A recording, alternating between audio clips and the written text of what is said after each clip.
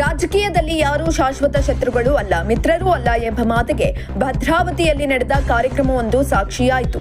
ಸದಾಕಾಲ ರಾಜಕೀಯವಾಗಿ ಪರಸ್ಪರ ಟೀಕೆ ಪ್ರತಿಟೀಕೆಗಳಲ್ಲಿ ತೊಡಗಿಕೊಳ್ಳುವ ಬಿಜೆಪಿಯ ರಾಷ್ಟ್ರೀಯ ಸಂಘಟನಾ ಪ್ರಧಾನ ಕಾರ್ಯದರ್ಶಿ ಬಿಎಲ್ ಸಂತೋಷ್ ಹಾಗೂ ರಾಜ್ಯದ ಉಪಮುಖ್ಯಮಂತ್ರಿ ಡಿಕೆ ಶಿವಕುಮಾರ್ ಒಂದೇ ವೇದಿಕೆಯಲ್ಲಿ ಅಕ್ಕಪಕ್ಕ ಕುಳಿತು ಆತ್ಮೀಯವಾಗಿ ಹರಟಿದ್ದು ಎಲ್ಲರ ಗಮನವನ್ನ ಸೆಳೆಯಿತು. ಶಿವಮೊಗ್ಗ ಜಿಲ್ಲೆಯ ಭದ್ರಾವತಿಯಲ್ಲಿ ಆಯೋಜಿಸಲಾಗಿದ್ದ ಪ್ರಸಿದ್ಧ ತರಳಬಾಳು ಹುಣ್ಣಿಮೆ ಮಹೋತ್ಸವದ ಸರ್ವಧರ್ಮ ಸಮನ್ವಯ ಸಭೆ ಈ ಇಬ್ಬರು ಧ್ರುವತಾರೆಗಳ ಭೇಟಿಗೆ ವೇದಿಕೆಯಾಯಿತು. ಇನ್ನು ಈ ಕಾರ್ಯಕ್ರಮಕ್ಕೆ ಮುಖ್ಯ ಅತಿಥಿಗಳಾಗಿ ಬಿಎಲ್ ಸಂತೋಷ್ ಆಗಮಿಸಿದ್ರು.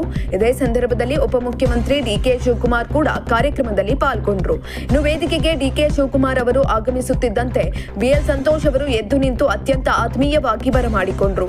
ನಂತರ ಸುಮಾರು 10 ನಿಮಿಷಗಳ ಕಾಲ ಇಬ್ಬರೂ ನಾಯಕರು ಅಕ್ಕಪಕ್ಕದಲ್ಲೇ ಕುಳಿತು ನಗುನಗುತ್ತಾ ಸಮಾಲೋಚನೆಯನ್ನ ನಡೆಸಿದ್ರು. ಇನ್ನು ರಾಜಕೀಯ ಜಿದ್ದಾಜಿದ್ದಿನ ನಡುವೆಯೂ ವೈಯಕ್ತಿಕ ಸ್ನೇಹ ಮತ್ತು ಶಿಷ್ಟಾಚಾರವನ್ನ ಮೆರೆದ ಈ ದೃಶ್ಯ ನೆರೆದಿದ್ದವರಲ್ಲಿ ಅಚ್ಚರಿಯನ್ನ ಮೂಡಿಸಿತು. ಸಾಮಾನ್ಯವಾಗಿ ಬಿಎಲ್ ಸಂತೋಷ್ ಮತ್ತು ಡಿಕೆ ಶಿವಕುಮಾರ್ ಅತಿ ವಿರಳವಾಗಿ ಒಂದೇ ವೇದಿಕೆಯಲ್ಲಿ ಕಾಣಿಸಿಕೊಳ್ತಾರೆ. ಅದರಲ್ಲೂ ಸಾರ್ವಜನಿಕವಾಗಿ ಇಷ್ಟು ಆತ್ಮೀಯವಾಗಿ ಚರ್ಚೆ ನಡೆಸಿದ್ದು ರಾಜಕೀಯ ವಲಯದಲ್ಲಿ ಭಾರೀ ಚರ್ಚೆಗೆ ಕಾರಣವಾಗಿದೆ. ಸರ್ವಧರ್ಮ ಸಮನ್ವಯ ಸಭೆಯ ಆಶಯಕ್ಕೆ ತಕ್ಕಂತೆ ರಾಜಕೀಯ ಭಿನ್ನಾಭಿಪ್ರಾಯಗಳನ್ನ ಬದಿಗಿಟ್ಟು ಇಬ್ಬರೂ ನಾಯಕರು ವೇದಿಕೆ ಹಂಚಿಕೊಂಡಿದ್ದು ವಿಶೇಷವಾಗಿತ್ತು. ತರಳಬಾಳು ಜಗದ್ಗುರುಗಳ ಸನ್ನಿಧಿಯಲ್ಲಿ ನಡೆದ ಈ ಅಪರೂಪದ ಭೇಟಿ ಸೌಹಾರ್ದಯುತ ರಾಜಕಾರಣಕ್ಕೆ ಹೊಸ ಮುನ್ನುಡಿಯನ್ನ ಬರೆದಂತಿದೆ. ಇಂತಹ ಇನ್ನಷ್ಟು ವಿಡಿಯೋಗಳಿಗಾಗಿ ಲೈಕ್ ಮಾಡಿ, ಫಾಲೋ ಮಾಡಿ, ಶೇರ್ ಮಾಡಿ.